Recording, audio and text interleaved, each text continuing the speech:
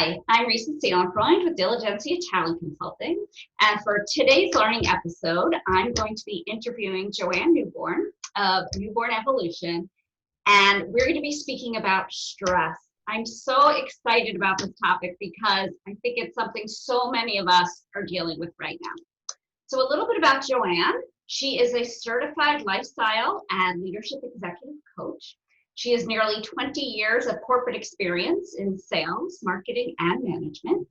As a coach, she guides career-focused individuals who feel frustrated, unfulfilled, and stressed out, sounds like a lot of us, to become empowered leaders so they can attain their dream job with ideal salary and a luxurious, guilt-free work-life balance.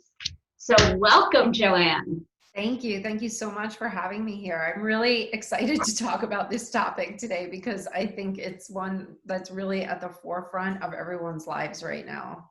I agree. It's very timely, and I think we all deal with stress at different times in our lives, but it seems to be so universal right now. Everybody seems to be going through a lot of stress. So I think this will be very helpful to a lot of people. Awesome. So if we could start at the very beginning, can you define stress for us? Explain to us what stress is? Yes, I actually wanted to give you a definition that isn't one that I created, that is actually created by someone else, but it's the feeling of emotional or physical tension. And it could come from an event, it could come from a thought, or it could come from a situation, and it makes you feel frustrated, angry, or nervous. And it's actually our body's reaction to a challenge or demand. So actually, in short bursts, stress is actually a good thing and it's actually helpful. So to give you an example, a stressful moment would help you to be able to run out of a burning building or jump out of the way of a car that may be coming too close to you. So those are moments where stress is great. It might also help you to get to the finish line of a deadline that you had at work. And it could push you to really take the leadership role with your team to get to the finish line. So in these little short bursts, stress are actually very helpful. But the problem with stress is when it becomes long-term. So now stress has become long-term. It's become part of our lives. And that's when it starts to really become detrimental to our health. So that's really interesting that a short amount of or stress in little bits is actually very helpful to us. We usually don't think about stress being a positive, but as you say, when we need to run out of a burning building, actually stress is a good thing. So there is a positive there. It's just, as you say, when it's extended, that it can become detrimental. Can you explain how stress affects our health? Yes. So I wanted to just give you a few examples of workplace stress. And I'm sure everyone knows, but just in case, maybe you've got that toxic or abusive boss, because there might be things here that you might not have considered. That person that comes over to your desk and talks to you all day long and eats up your valuable time so that you're unable to get your work done. Like that person's actually causing you a lot of stress. Or being stuck in traffic on a regular basis, which is making you late for work. Having too many projects on deck, where you're not able to finish them on time or get them finished in a way that you feel that they're being done properly. And I would say this next one's a big one for me, is just having way too many meetings on the calendar so you're not actually able to get your work done. I feel like my company is really, known for that, where we actually just got a new CEO and she came in and she said, my goodness, when do people get their work done? They just have meetings on their calendars all day long. So she designated Wednesday afternoon is no meeting afternoon day so that people could actually work. But just being over scheduled like that is really stressful too. And I think sometimes we even do that to ourselves. So, I think too, with the pandemic, that those are just work stressors, but it goes beyond that. You know, if you're homeschooling your children while you're trying to balance your job, or Mm. if you know, a lot of people today a lot of companies are actually monitoring their employees to see how much time they're spending online. And again, my company does this. It is very stressful. We have these like colored lights that show whomever is actually looking at our name, whether we're actively online, whether we've stepped away from our computer, whether we're in a meeting, or if we're just, our computer like has shut down, maybe we stepped away for like too long a time. That's really stressful, having, you know, big brother looking over you all the your shoulder all the time. And then I would say the other thing that people are really worried about on a regular basis is, you know, is my pay going to be cut? Am I going to be furloughed? Am I going to be laid off? I mean, these are real concerns that people have, but we can't just say like, oh, don't be stressed out about it. So these are the stressors, but what you're saying is like, where can we find this? Well, actually, the majority of our physical ailments are caused by stress. And I didn't realize this until I started studying about this, and I did not realize. So I'm going to give you a few, Yeah, tell us more. Just from WebMD. Migraines, back pain, neck pain, stomach issues, anxiety, depression, high blood pressure, asthma, obesity, diabetes, actually, which was a big shocker for me, accelerated aging, and death. These are all caused by stress. The list is making me stressed. I know. That's a lot. That's a lot of health issues stemming from stress. Yeah. And I'm really starting to believe, for the most part, that there's almost nothing that stress doesn't add to. So there are other ailments that you wouldn't even think of that are actually triggered by stress. Things like cancer and lupus and other autoimmune diseases. They're all really triggered by stress.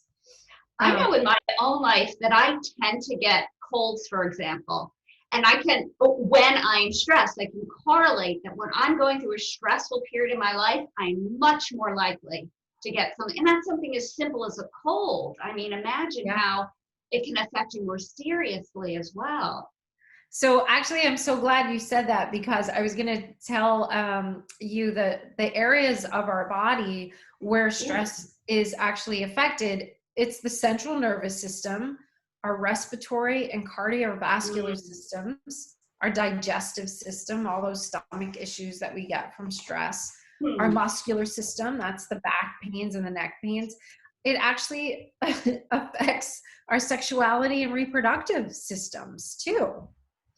And then, like you said, our immune system. And I really think during this time, we really want to keep a tab on our stressors, because we want our immune system to be as healthy and have as much functionality as possible right now. So if we're all running around worried about the pandemic, we want to keep our immune system as healthy as possible. And stress of all kinds is going to affect that, like you just said.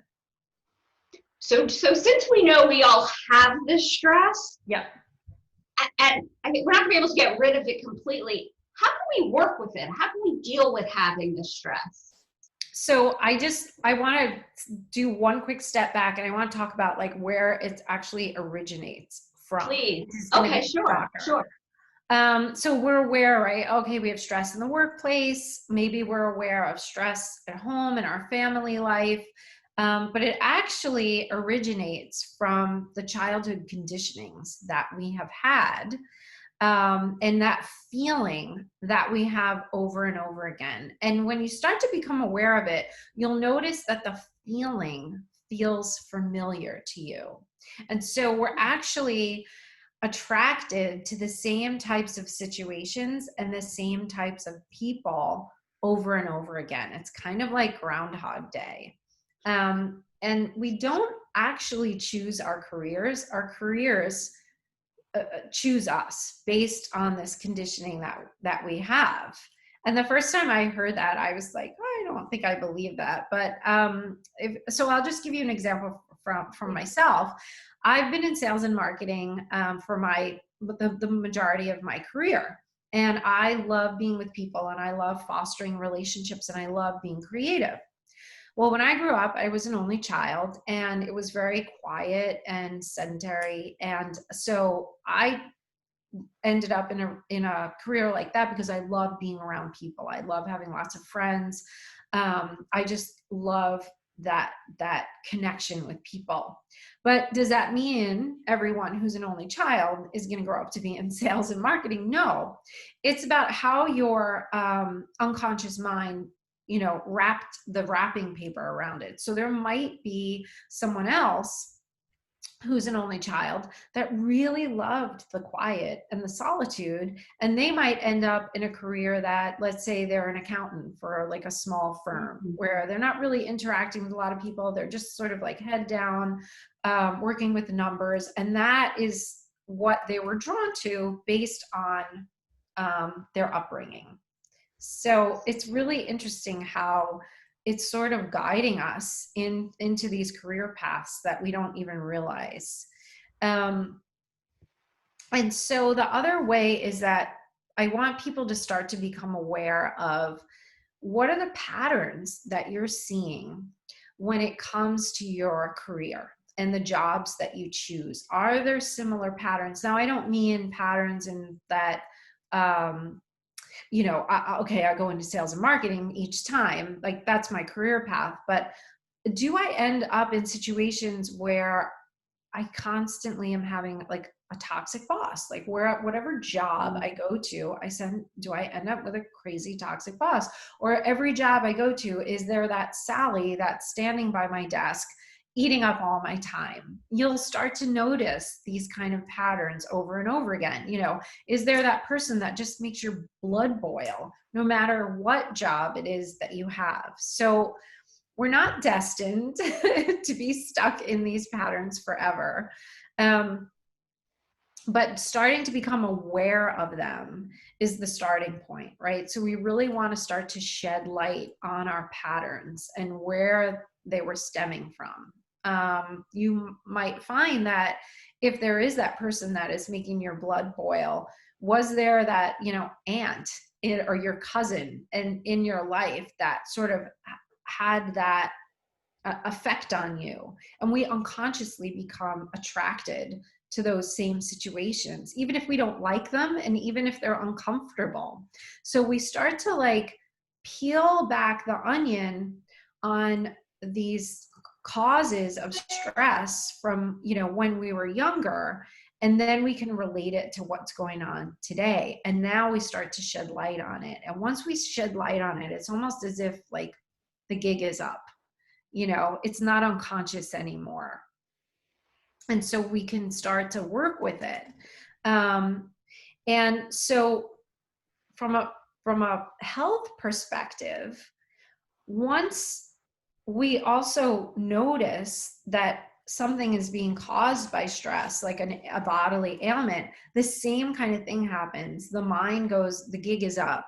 So it starts to move the ailments around. You'll find that you might solve one issue and then all of a sudden you have a different issue. And I can again give you examples from my life. So I'm a reformed perfectionist, and I probably am still reforming.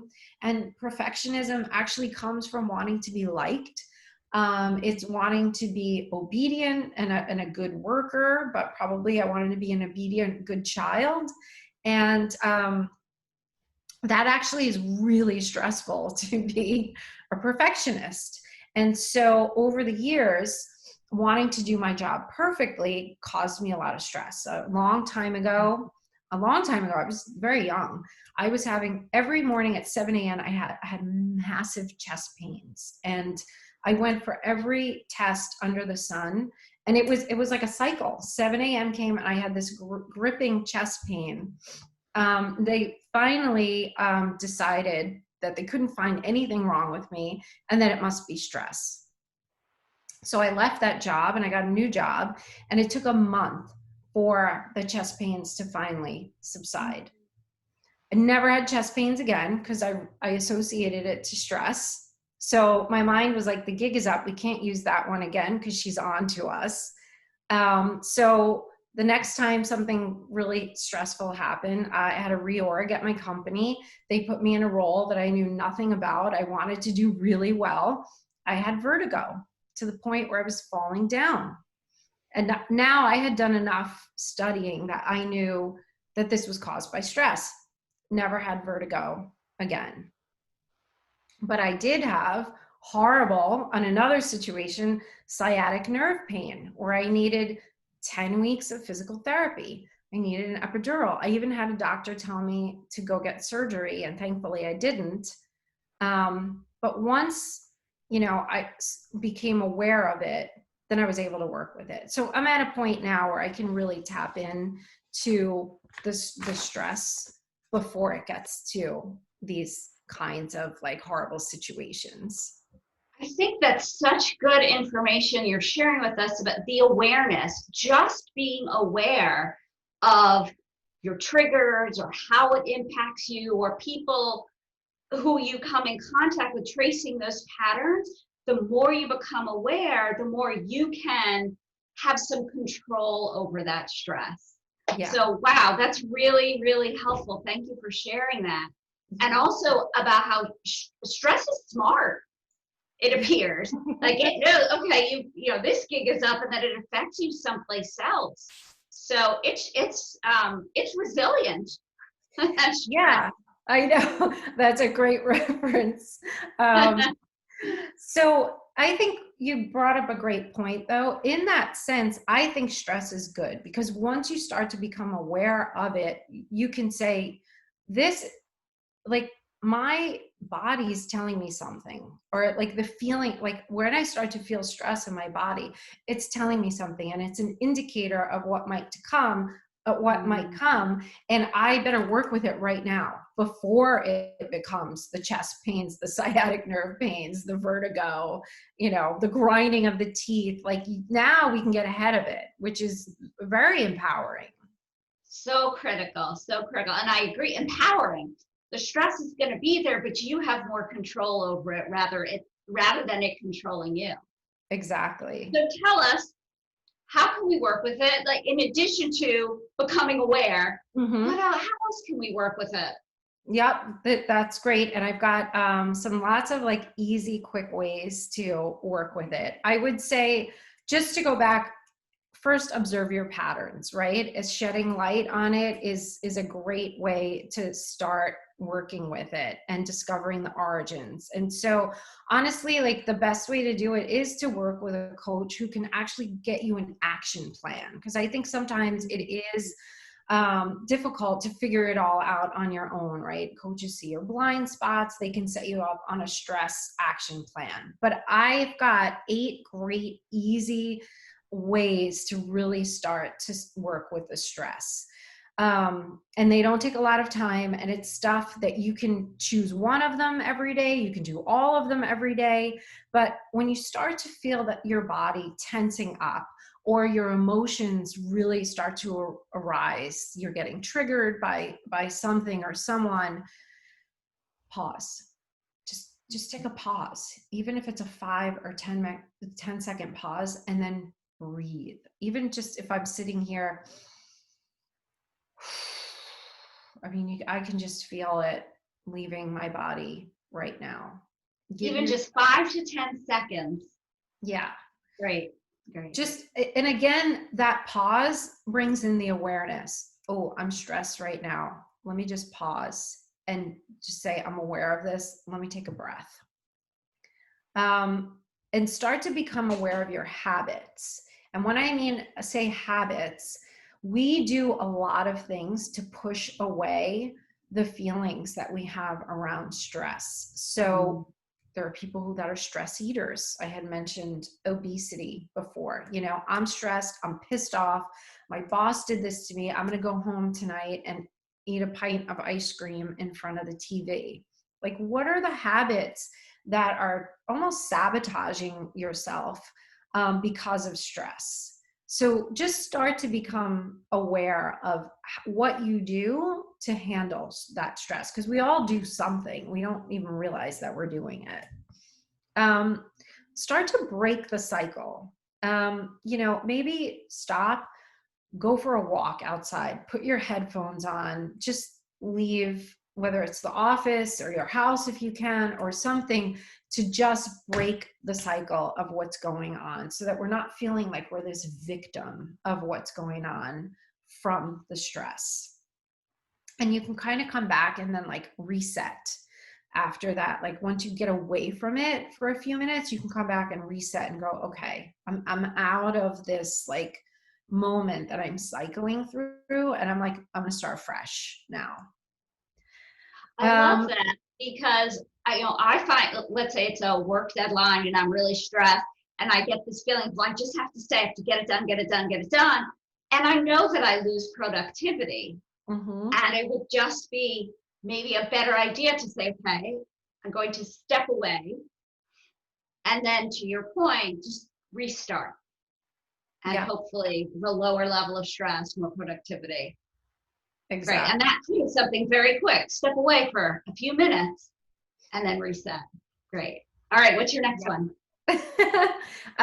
This is one of my favorites. I've done it a few times and it sounds a little weird, but if you're really, really angry, just go to the bathroom and shut the door and just punch the air. You don't have to scream. You don't have to scream to a pillow. You don't have to go, but the amount of energy that you will release by just punching air just kind of relaxes you. So if you're really like on the edge, just do that. It doesn't take that long and you'll feel so much better. It actually forces you to breathe too. So you'll be getting more oxygen in your body. And along the same lines, I would say, make sure that you take time each week or every day to do something, again, an energy releaser.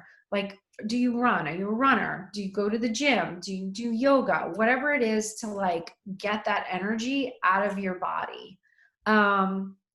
Because the energy that we're keeping in our body is actually what's causing the ailments. It's like not releasing what's in us, and we're pushing it down and we're keeping it inside, and that is what's causing us to have these ailments. It's energy.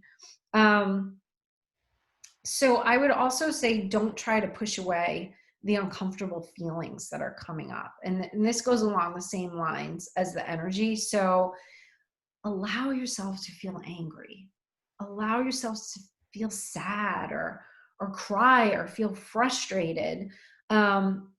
And really let it wash over you. Our instinct is, this doesn't feel good, so I'm going to push it away. But again, when we let it wash over us, it actually gets out of our body. Like, I'm just going to be really, really pissed off right now. And I don't mean to the point where it's like, oh, I'm pissed off, I'm going to be pissed off all day.